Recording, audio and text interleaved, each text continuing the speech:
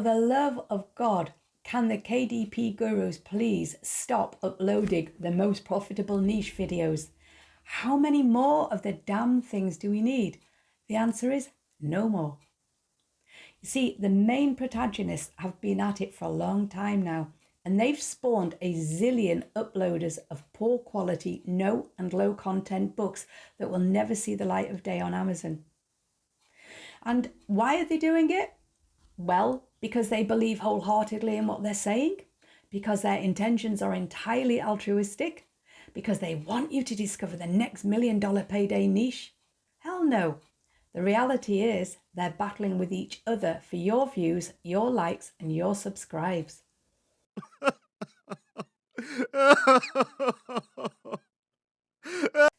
Anyway, before I continue with today's sermon, be a good sausage and hit the like and subscribe buttons, please. And maybe one day I'll share with you, but only you, not the rest of them, only you, the most profitable niche in the whole world, maybe even the whole universe. Anyway, and don't mess with me today because I've got my motorbike earrings on, okay? So I'm cool today. Right, so I recently started to count how many videos promoting the next $1,000 niche, etc. had recently been uploaded, and eventually I became bored because there were so many. I was going to start writing them down. I lost interest in that. And including the big names, by the way. So think about it this way.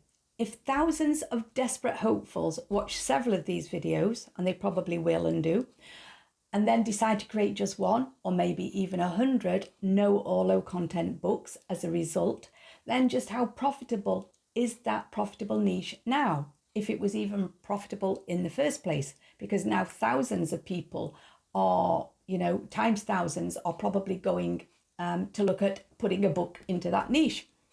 Surely this is obvious to anyone. Well, you would think it is, but clearly it isn't. So why does it bother me so much? What has it got to do with me? Well, not a lot, probably, I suppose. But you know what? It's wrong. And I know for a fact that the good folk at Kindle Direct Publishing are fed up to the back teeth with the mass uploading of no and low content books. It's clogging up the system. And actually, it shows just how low the entry point is. I mean, and that's not, great for people who have been publishing through KDP for a while or are trying to publish, decent high content books. You think, goodness me, anybody can do this. Anybody can get into this. But apart from that, it is a huge con. It is a huge con. You see, the popular KDP experts are deliberately conning people because they're not stupid. And they are aware that the promise of another high-earning niche is going to bring a tsunami of views, likes, and subscribes. And that is why they keep churning them out. However, there's another problem here, apart from the mass uploading of low-content books, and that is the quality of many of those books. So people whose first language is not English are listening to these gurus and they're taking them at their word. And then they are using pidgin English when producing awful books that will never ever sell.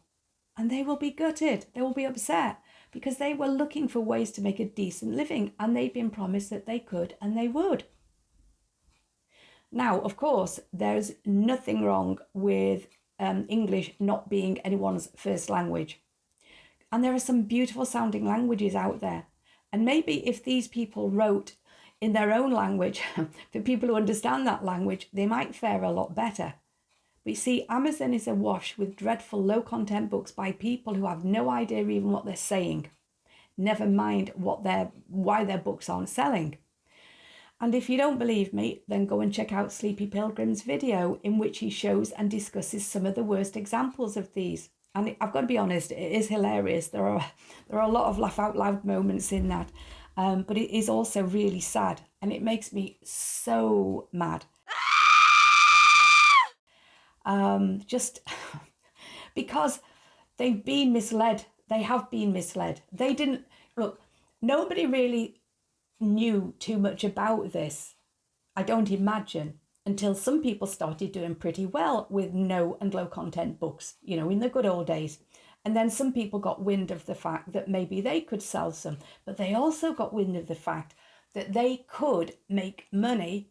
They could, become monetized on YouTube.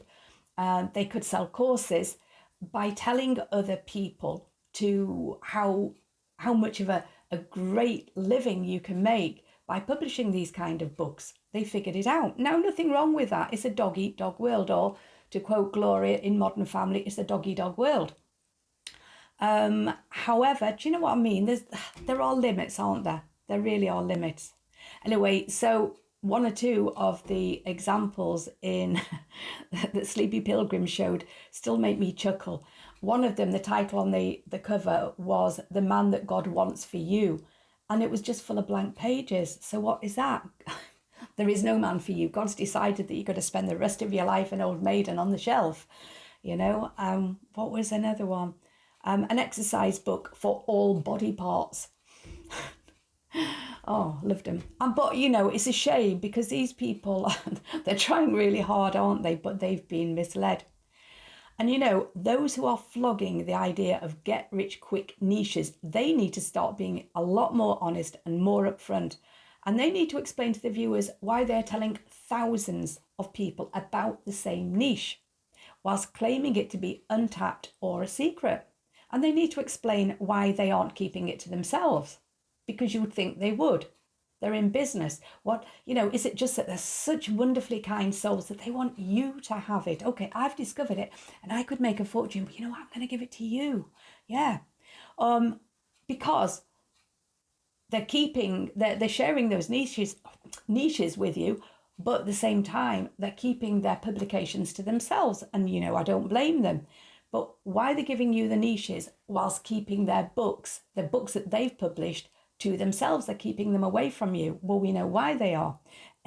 Because they know for sure that some of their beloved viewers are going to be stealing their idea and copying their books. They know that.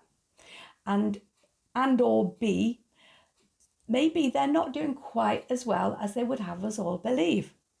So they need to say, look, this niche is going to be jumped on by hundreds, maybe thousands of others, not just you. So be aware of that. They need to, it's obvious, but clearly people have to have things laid out for them in some ways.